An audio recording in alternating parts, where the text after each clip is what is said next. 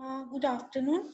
The topic of discussion today is prostaglandins.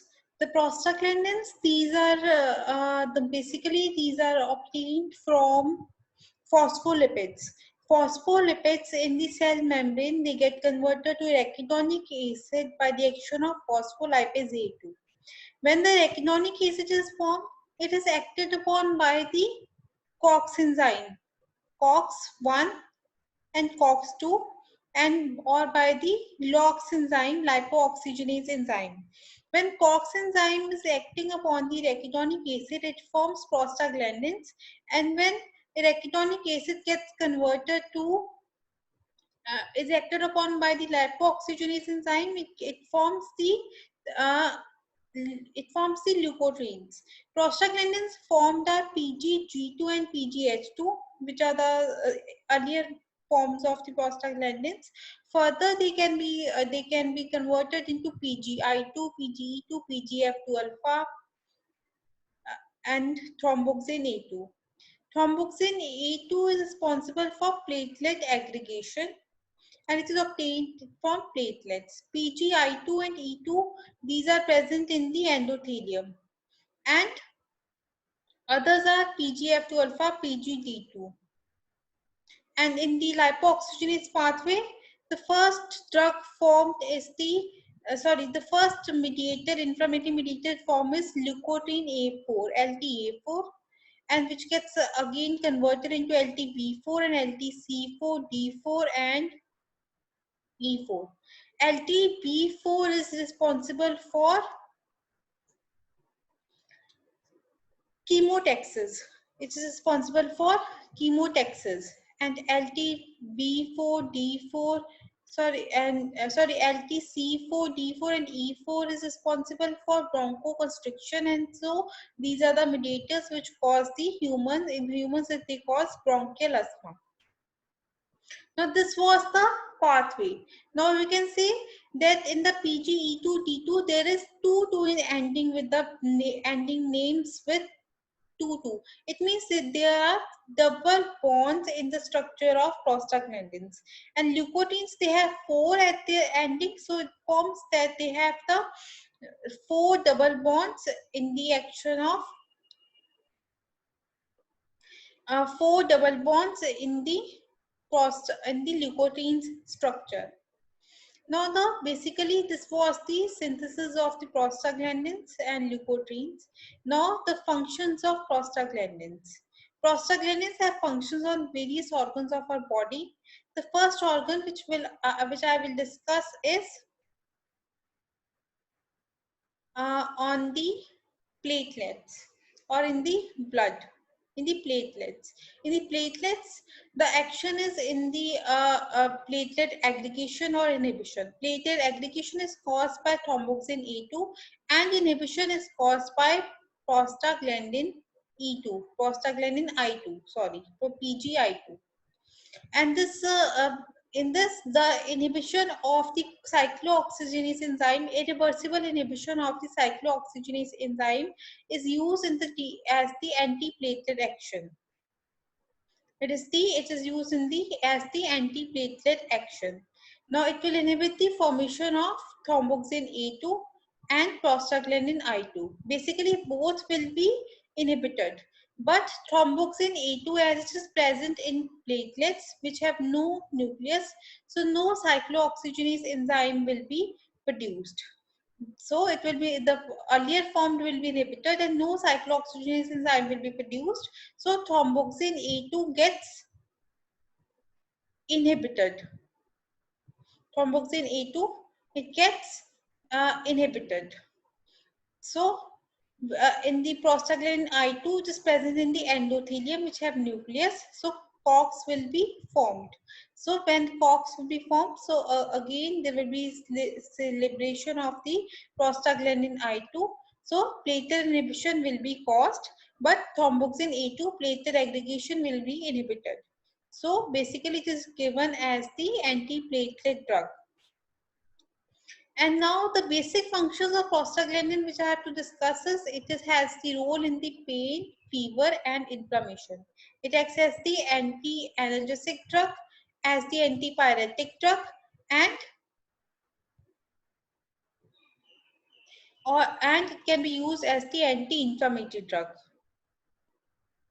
So, sorry, it is not the reverse inhibition of the synthesis of prostaglandin will lead to formation of the anti-analgesic, antipyretic, and anti-inflammatory. The basic function is in pain, fever, and inflammation. Now, action on the CVS will be like that. On blood vessels, I have already told you in the platelets, and in the CVS, the action is it acts as the in the treatment of patent ductus arteriosus. Now, in the children, in the infants, when the before delivery. Sorry, it's not in the children and infants, it is before delivery. The prostaglandins, these are produced. And this patent ductus arteriosus, it is the condition which I'm going to discuss now. Now, from the right ventricle,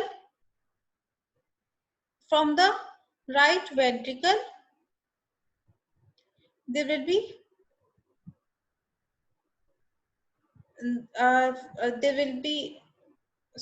from the left ventricle aorta arises, and from the right ventricle, from the right or left auricle, pulmonary uh, the pulmonary trunk arises, and they have the connection between them. There's a connection between them, between the aorta, which arises from the left ventricle, and from the left auricle, the pulmonary trunk arises. So these have the connection between them by the ductus arteriosus.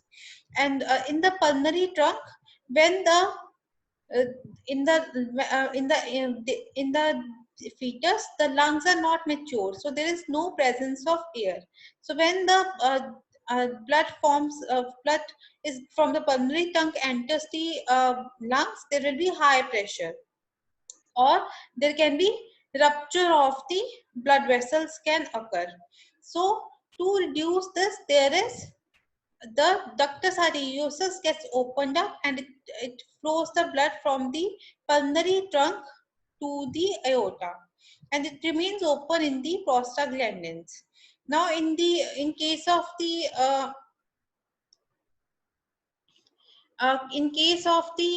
when the infants when the fetus at the time of delivery, this ductus arteriosus closes. But in cases where these do not close, there is patent ductus arteriosus. In those cases, we give NSAIDs to treat the patent ductus arteriosus, which are reversible inhibitors of the prostaglandins. So these are used in the ductus arteriosus, and these are also used in transposition of blood vessels. Now in the blood vessels, these are having the vasoconstrictor. These are having the vasoconstrictor and vasodilator actions. Vasodilator action is by the prostaglandin E2 and I2, and vasoconstrictor action is by the thromboxane A2. In the lungs, they are having the action as prostaglandins. In the lungs, they are having the action as bronchoconstrictor action by thromboxane A2. Now afterwards, now I'm going to discuss, after the CBS, the other category which I'm going to discuss is the uterus. In the uterus, in the upper segment of the uterus, PGF2 alpha and PGE2 is present, which are responsible for contraction of the uterus. And in the lower segment, they have a relaxing effect. PGI2 has the relaxing effect on the uterus, on the lower segment of the uterus. So this is used for the induction of abortion. In abortion, the upper segment gets contracted and lower segments get relaxed, so that induces abortion. And then it is also used for the drug used is in it the drug used is uh, Misoprostol. Abortion, the drug uses misoprostol. In the heart, the drug uses alloprostadil. And in the blood vessels, the drug uses eloprostadil. Now, it is also used in postpartum hemorrhage. The contraction of the upper segment of the uterus leads to a reduced supply of the blood vessels.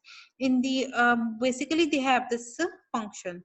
When the placenta it gets separated, the blood vessels of the upper segment gets contract. But when the prostaglandins are not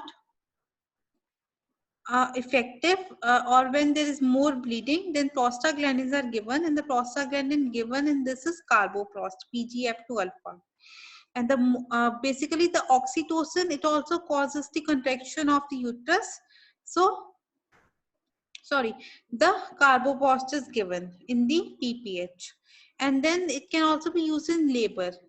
In labor, the drug given is misoprostol. It causes contraction of the uterus. And oxytocin is another oxytocin is the other glycopeptide which can be used in contraction of uterus. Now the next thing by which I can tell you its role is in the cervical ripening. Prostaglandins are known to relax the lower segment of the uterus. So in the cervical ripening, the drug is carboprost or gemiprost. These are the intravaginal injection is given in the cervix, and they are used in the dilatation of the cervix. Cervical ripening can occur. Now next organ which I am going to discuss is eye. In the eye, it increases the uvoscleral outflow. The drug uses latanoprost, and it increases the uvoscleral outflow, and thus it increases the aqueous humor drainage. And thus it is used in the treatment of primary open angle glaucoma. It increases the aqueous humor drainage, thus reducing the intraocular pressure, and thus latanoprost is the drug used in the treatment of primary open angle glaucoma. Thus, side effects of the latanoprost are pigmentation of the iris, heterochromia iritis, and the thickening of the eyelashes, that is hypertrichosis. These are the side effects of the latanoprost. Now next is its use is in the treatment of, in the other use, uterus I have done, eye I have done, and next it can be used in other organs, like it can be used in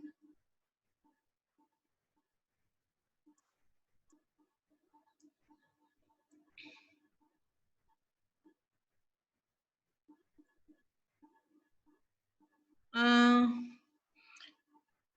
in the respiration I've done GAT. Yes, it can be used in GAT in stomach. Now these are used to produce the peptic ulcer. Prostaglandins, these are used to reduce the incidence of peptic ulcer. How? Because uh, they inhibit the proton pump, so they decrease the HCl secretion, they increase the mucus and bicarbonate production, and they also increase the vasodilatation, leading to decreased release of the killing of the inflammatory mediators. So these are used in the treatment of peptic ulcer. Or other drugs used, NSAID induced peptic ulcer, the drug used is the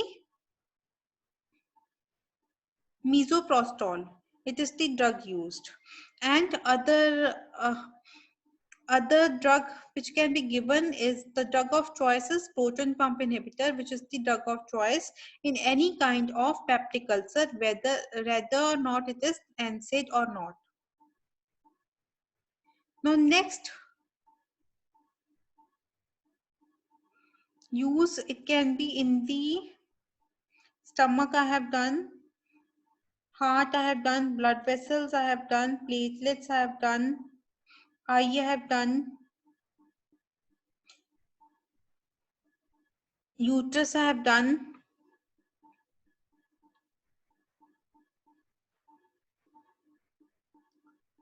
I think everything has been completed. Uterus,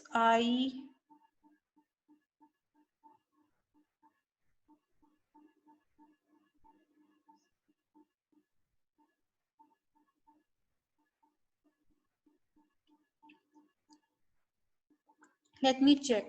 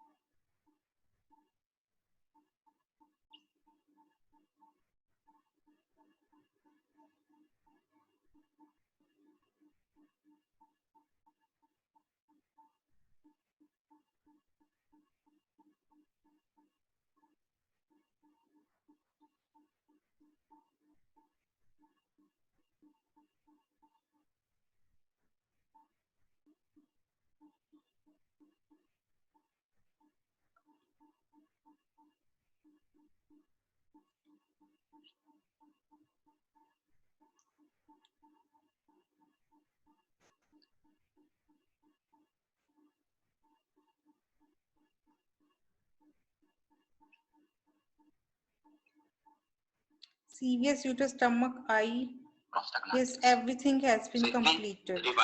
Sorry for a lot of time wastage. Everything has been completed.